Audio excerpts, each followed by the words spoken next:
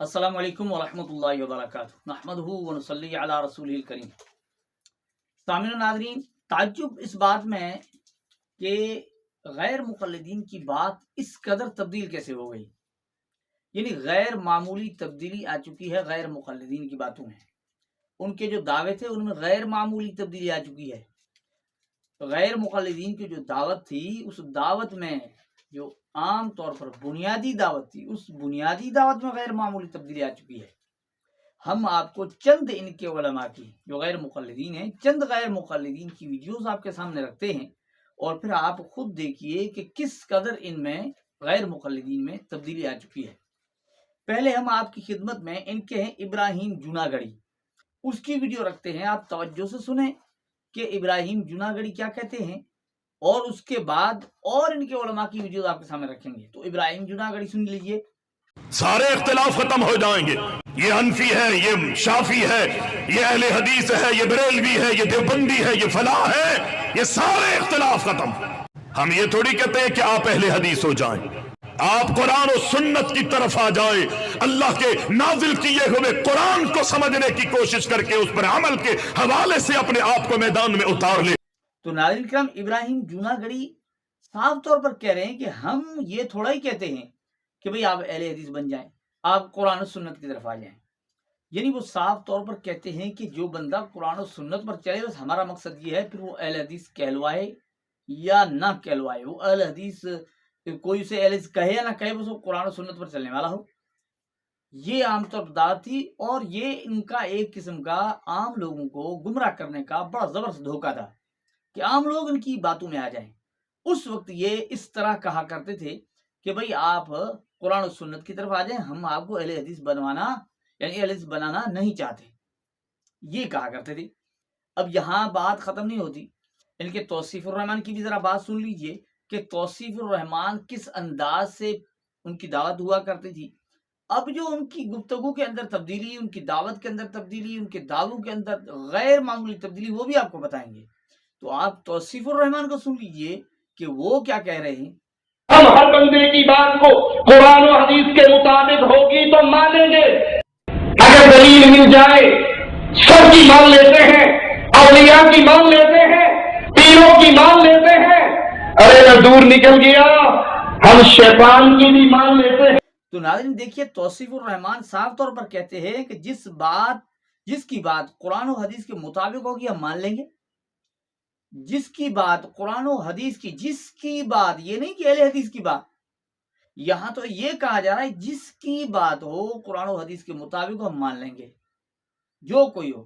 پھر آگے وضاحت میں کہتے ہیں کہ دلیل مل جائے، یعنی قرآن و حدیث سے دلیل مل جائے، جو یہ عام طور پر دعوت دیتے، تو پھر دلیل مل جائے تو پھر اولیاء کی بھی مان لیتے ہیں، پیروں کی بھی مان لیتے ہیں، کہتا ہے دلیل مل جائے تو ہم شیطان کی بھی مان لیتے ہیں۔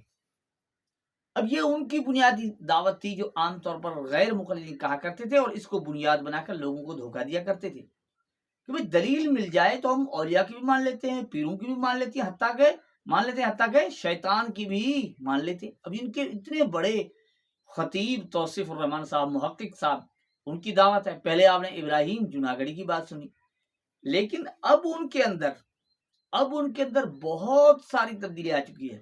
اب یہ دعوت نہیں ہے، اب یہ بات نہیں ہے جو یہ کہہ چکے ہیں کہ اس طرح کہیں گے بھائی جو بھی ہو صرف قرآن سنائے حدیث سنائے ہم مان لیں گے، نہیں۔ اس طرح یہ کہ جس کی بات قرآن و حدیث کے مطابق ہو ہم مانیں گے، نہیں۔ یہاں تو یہ کہہ رہا تھا شیطان کی بھی مان لیں گے، شیطان کی بھی مان لیں گے۔ تو یہ بات اب غیر مقلدین کے اندر نہیں ہے، اب بہت بڑی تبدیلی آ چکی ہے۔ اب اس انداز سے ہمارے علماء گفتگو کریں تو پھر کیا بنتا ہے، وہ ان کی آپ ویڈیو سنتے رہتے ہیں۔ آپ ایک مثال سمجھ لیجئے کہ دیکھیں، ہمارے علماء اگر کوئی بات کہیں تو فوراً کیا کہیں گے دیکھیں جی قرآن و حدیث کو چھوڑ کر اپنے امام کی پیروی کر رہے ہیں، قرآن میں مسئلہ واضح ہے لیکن یہ کہتے ہیں ہمارے امام نے یوں کہا ہے، حدیث میں مسئلہ موجود ہے، اس مسئلے کو حدیث میں جو موجود ہے اسے چھوڑ کر کہتے ہیں ہمارے امام نے یوں کہا ہے۔ اس انداز سے لوگوں کو دھوکہ دیا کرتے ہیں۔ لیکن اب ان کی بات کیا ہے، اب ان کی بات سمجھنے کے لیے آپ عبداللہ ناصر رحمانی کی بات سن لیجئے۔ میں یہ بات کہتا ہوں، میرا فتویٰ سمجھ لیجیے، ایک بندہ تقریر کر رہا ہو اور آپ کو اس کے منہج کا علم نہ ہو، اس کی تقریر سننا جائز نہیں۔ تو ناظرین دیکھیں عبداللہ ناصر رحمانی کہتے ہیں کہ جس کے منہج کا علم نہ ہو اس کی تقریر سننا جائز نہیں ہے. اب آگے نا اس بات پر، وہاں تو یہ کہا جا رہا تھا کہ جس کی بھی بات ہو قرآن اس کے مطابق ہو. اب یہ وہاں یہ نہیں کہہ رہا کہ اس کے منہج کو دیکھیں وہ اس کا منہج کیا ہے.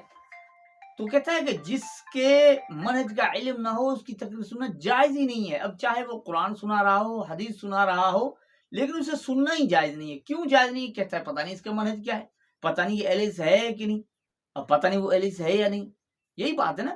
تو کہتے ہیں جس کے منہج کا علم نہ ہو اس کی تقریر سننا جائز نہیں. تو بھئی وہ بات کہاں گئی جب آپ کہتے ہیں کہ جس کی بھی بات قرآن و حدیث کے مطابق ہو، جس کی بھی ہو، جو کوئی بھی ہو. لیکن یہاں اب بات اتنی تبدیلی آ چکی کہ کہتے ہیں بات تو اگر وہ قرآن و حدیث کر رہا ہو، لیکن پتہ نہیں کون ہے، کس مذہب کے ساتھ ہے، اس کا راستہ کیا ہے، منہج کا پتہ نہ ہو تو تقریر ہی نہ سنیں، چاہے وہ قرآن سنا رہا ہو یا احادیث سنا رہا ہو، لیکن سننا ہی نہیں. بات یہاں تک ختم نہیں ہوتی.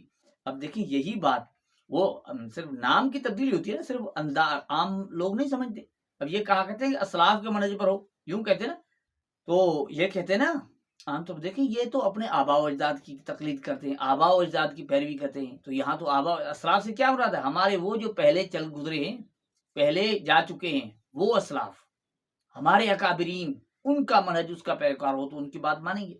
اب یہاں اتنی بڑی بات کہہ دی آ کے جو ہم آپ کو سنا رہے ہیں جلال الدین قاسمی کی، جو ایسی بڑی بات ہے جس بات کو لے کر غیر مقلدین علماء اہل سنت کو، یعنی علماء اہل سنت میں بہت بڑا اعتراض کیا کرتے تھے، اور لوگوں کہتے دیکھیں جی یہ قرآن سے روک رہے ہیں، یہ قرآن و حدیث یعنی سننے سے سمجھنے سے روک رہے ہیں. کیوں؟ کہتے ہیں کہ قرآن و حدیث جو خود سمجھے گا وہ گمراہ ہو جائے گا. بھلا قرآن میں کوئی گمراہی ہے؟ بھلا حدیث میں کوئی گمراہی ہے؟ یوں کہا کرتے تھے. تو آپ اس بات کو سمجھنے کے لیے جلال الدین قاسمی کو سن لیجئے. امت کے سلف کے فہم کی روشنی میں ہر آدمی اگر قرآن کو اپنے طریقے سے سمجھنے لگے گمراہ ہو جائے گا. ہر آدمی حدیث کو اپنے انداز میں سمجھنے لگے اور سلف کے منہج کو چھوڑ دے گمراہ ہو جائے گا. آج انجینئر مرزا کو دیکھ لیجئے. اب دیکھیں جلال الدین قاسمی نے کس قدر بات کہہ دی. یہاں کہہ دیا کہ دیکھیں ہر آدمی اگر قرآن و سنت کو اپنے فہم کے مطابق سمجھے گا تو گمراہ ہوگا، حدیث کو اپنے فہم کو یعنی اسلاف کے منہج کو چھوڑ کر سمجھے گا تو کیا ہوگا؟ کہتا ہے گمراہ ہوگا. اب یہی بات ہمارے علماء کہتے ہیں، دیکھیں بھائی کہتے ہیں قرآن سمجھنے سے گمراہی ہے، حدیث خود سمجھے گا وہ گمراہ ہوگا. قرآن و احادیث سے گمراہ بندہ کیسا ہوگا؟ اب وہی آپ کے علماء کہہ رہے ہیں. کیوں کہہ رہے ہیں؟ اتنی بڑی تبدیلی آ چکی. آگے اس نے جو مثال دی وہ مثال ہم آپ کو بعد میں بتاتے ہیں. کہتا ہے کہ مثال کے طور پر انجینئر علی مرزا، لیکن یہاں یہ تبدیلی ان کی ختم نہیں ہوئی. اس سے پہلے ہم آپ کو دکھا چکے. یہاں یہ صرف اتنی بات نہیں کہ اس سے پہلے ہم ویڈیوز میں بتا چکے ہیں کہ ان کے شیخ رحمانی جو انڈیا میں ہیں انہوں نے کہا کہ اہل حدیث کہلوانا واجب ہے. اب یہ بات نہیں ہے کہ صرف قرآن و حدیث سنائے، قرآن و حدیث پر چلے، نہیں، اہل حدیث کہلوانا واجب ہے. پھر ان کے سبتین شاہ نقوی کی بھی ہم نے جو ویڈیو چلائی تھی جس میں وہ کہتا تھا کہ بھائی پڑھا لکھا نہ ہو، کسی مدرسے قریب بھی نہ ہو، لیکن اہل حدیث ہو. اب اس بات پر آ گئے ہیں. وجہ بھائی کیا ہے آخر ایسا کیا مسئلہ بنا کہ اتنی بڑی تبدیلی، غیر معمولی تبدیلی آ چکی؟ ان کے دعوے میں تبدیلی، ان کی دعوت میں تبدیلی، ان کی باتوں میں تبدیلی. وہ یہی ہے جو جلال الدین قاسمی مثال کے طور پر بتا رہے ہیں نا، کہ مثال کے طور پر انجینئر علی مرزا. کیا مطلب یہ کہ انجینئر علی مرزا بھی قرآن سناتا ہے، احادیث دکھاتا ہے، کہتا ہے کہ میرے پاس بھی قرآن و حدیث ہے، لیکن کہتا ہے وہ حق پر نہیں ہے. پہلے تو یہ تھا جو کوئی بھی ہو قرآن و حدیث سنائے ہم مان لیں گے، نہیں، انجینئر کی نہیں مانیں گے. کیوں؟ کیونکہ وہ ہمارے طریقے پر نہیں ہے. اب ان کے طریقے پر جو ہو قرآن و حدیث سنائے تو وہ جناب سیدھے راستے پر ہے. جو ائمہ مجتہدین جو واقعتاً جو اہل علم ہیں، جو واقعتاً مجتہدین ہیں، ان کی پیروی میں قرآن و حدیث کو نہ سمجھے، ان انگریز کے بعد پیدا ہونے والے وکٹورین غیر مقلدین کی پیروی میں قرآن و حدیث کو سمجھے تو وہ جناب سیدھے راستے پر ہے، وہ صراط مستقیم پر ہے، وہ حق پر ہے. اب ان کی دو نمبری دیکھ لیجئے. جو واقعتاً علم والے ہیں، جن کا حق ہے جن کی پیروی کی جائے، ایسے علم والے لوگ ہیں، ان کی پیروی، ان کی رہنمائی میں قرآن و حدیث پر جو لوگ عمل کرتے ہیں انہیں تو یہ گمراہ کہتے ہیں.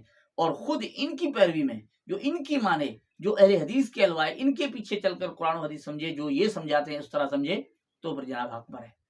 تو ناظرین کرام اس وجہ سے انہوں نے اتنی تبدیلی لائی ہے کہ جناب اب تو لوگ خود بخود قرآن و حدیث پڑھنا شروع ہو گئے ہیں، سمجھنا شروع. ہر ایک نے اپنا اپنا مفہوم نکال لیا. جس طرح یہ جلال الدین قاسمی کہہ رہے تھے کہ ہر ایک اپنا اپنا مفہوم نکالے گا نا، تو اپنا اپنا نکال لیا. وہ بھی کہے میں تو بھائی قرآن کی مانتا ہوں، میں کسی امام کی نہیں مانتا، میں کسی مولوی کی نہیں مانتا. اب انہیں ڈر لگنے لگا کہ بھائی کل ہمیں بھی کہیں گے لوگ کہ بھئی تم ہی تو مولوی ہو نا، تمہاری بات ہم نہیں سنیں گے. جس طرح انجینئر نے کہا کہ بھئی ہم آپ کی کیوں سنیں، قرآن میں مسئلہ لکھا ہوا ہے، احادیث میں موجود ہے. تو اس کا نتیجہ گمراہی کے سوا اور کچھ نہیں ہوا، اور غیر مقلدین کو واضح یہ بات نظر آئی کہ اس سے بہت بڑا نقصان اور کسی کا نہیں، ہمارے فرقے کا یعنی غیر مقلدین کا ہو رہا ہے. پھر انہوں نے یعنی اتنی بڑی تبدیلی لائی. اب ان کا دعویٰ بھی تبدیل ہو گیا، باتیں تبدیل ہو گئی، اور ان کی دعوت بھی تبدیل ہو گئی. اللہ جل جلالہ ہمیں ان غیر مقلدین کی حقیقت کو سمجھنے کی توفیق دے. السلام علیکم ورحمۃ اللہ وبرکاتہ.